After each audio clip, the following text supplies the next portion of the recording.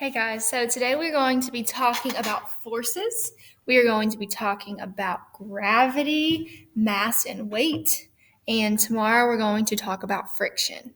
So, a force is a push or pull. They're measured in newtons and they're symbolized with arrows to show their strength and direction. So, this is our new unit on forces in motion. Today and tomorrow, I'm going to introduce the different types of forces that cause objects to move in different ways and all the forces that are put upon the object so we can figure out how objects are going to move and what makes them do so. So, first we're going to talk about balanced forces. So, balanced forces don't change motion. They cancel each other out. So, if you see in this little picture, we have three people over here that are pulling 50 newtons to the left. We have 50 people. We have three people over here who are pulling 50 newtons to the right. So, they're not going to move. This is going to stay the same. So, I'm going to show you that on this simulation. So, if I add one person over here, a little person over here, and let's say a big person here and a big person here. So you can see, we'll do the sum of forces, that this side and this side, they both have the same strength. So the same force that are pulling in opposite directions. So what do you think is going to happen when both of them pull? Do you think this is going to move or stay the same? So let's just see. So since they have the same force on the left and the same force on the right pulling, this little buggy is not going to move because the forces are balanced. Next, we have unbalanced forces. So these are forces that don't have the same strength. They don't cancel each other out and they change the motion. So objects accelerate in the direction of a stronger force, and we can see that here.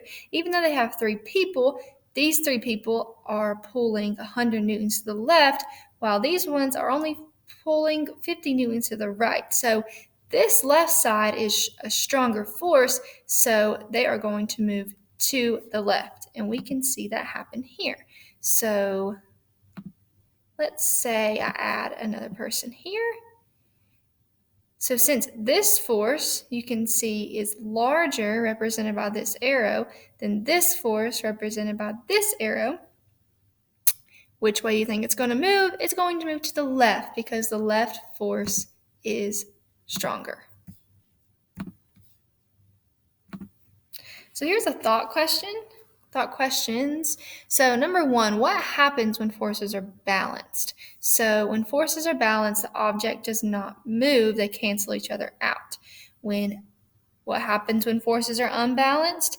They are going to move in the direction of the stronger force. So that is balanced and unbalanced forces.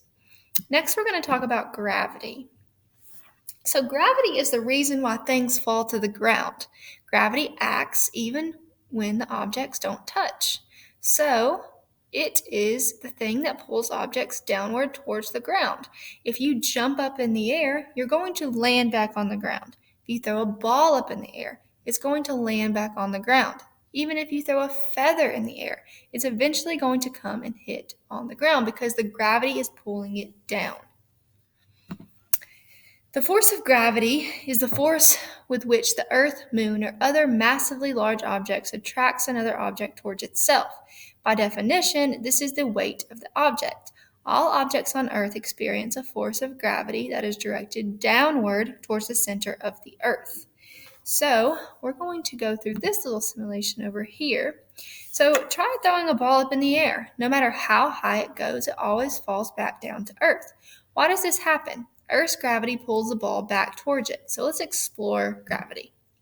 So we're going to click on all the elements to see how gravity affects them. First, I'm going to click on the boy holding a ball in his hand. So the boy throws the ball straight up in the air. Earth's gravity continuously pulls the ball back down, so the ball falls back towards the Earth. So let's watch that happen. He throws it in the air, it comes back down to Earth and lands in his hands. If he didn't have his hands there, it would hit the ground. It's not going to float up into outer space. If we didn't have gravity and he threw that ball up in the air, it would have just floated on to outer space, but he would also have floated off into outer space long before he threw that ball. See the apple tree. So gravity is the force of attraction between two masses. There is a force of attraction between the apple and the earth. The mass of earth is more, so when the apple breaks from the tree, earth pulls it down towards itself. And we can see that happen here. This apple falls, hits the ground, because the mass of the apple is smaller than the mass of the earth, and the earth pulls it down through gravity. Next, we have a girl on a bike. So Earth's gravity pulls objects towards it. This keeps the tires of the bicycle close to the surface of the earth. We can watch that happen again. She's not floating up into the air. Gravity keeps her on the ground. All right, so I'm going to skip over friction because we're going to talk about that tomorrow. Next, I'm going to talk about mass and weight and the difference between these two. So mass is the amount of matter in an object, while weight is the force of gravity acting on an object. Will change if the force of gravity changes. So mass and gravity are different.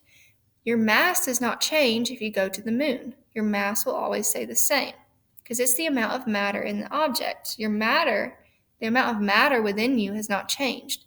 If I took an apple to outer space, the amount of matter in the apple has stayed the same, but the weight will change because the force of gravity has changed.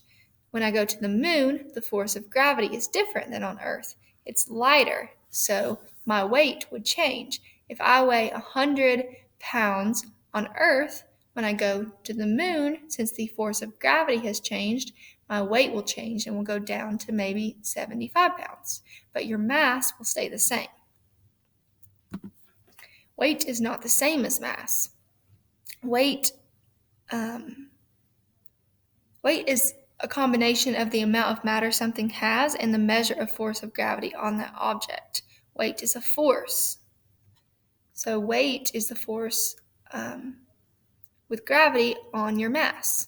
And we can see through this that the different places that we place these objects, their weight is going to change. So if I click the man, let's look at Earth. On Earth, he weighs 842.8 newtons. If I go to a larger planet with more mass of the planet, that means the gravity is going to be larger, so that makes his weight larger. He will have a weight of 2,132.48 newtons. If I go to a smaller planet like Mars, where the gravity is smaller, his weight would be 318.5 newtons. And this occurs with a bowling ball. You can see on Mars it's 26.46, where on Earth it would be 70.56. Happens with a refrigerator and a piano. So their mass hasn't changed. Let's say their mass is all 100. The mass is going to stay 100 all across every planet they go to because their mass or the amount of matter within them has not changed, but their weight has changed because of the gravitational force. So gravity is the force that gives weight to objects. Gravity depends on the mass of an object. If an object has more mass, it will have more gravity. Some planets are smaller than Earth, while others are larger. Small planets have less gravity, and large planets have more gravity. So objects weigh less on small planets than on large planets, and we can see that here with this comparison. So that is all for today. We talked about balanced forces, unbalanced forces, mass, weight, and gravity. And tomorrow we will talk about friction. Okay, thank you guys for watching, and I'll see you tomorrow.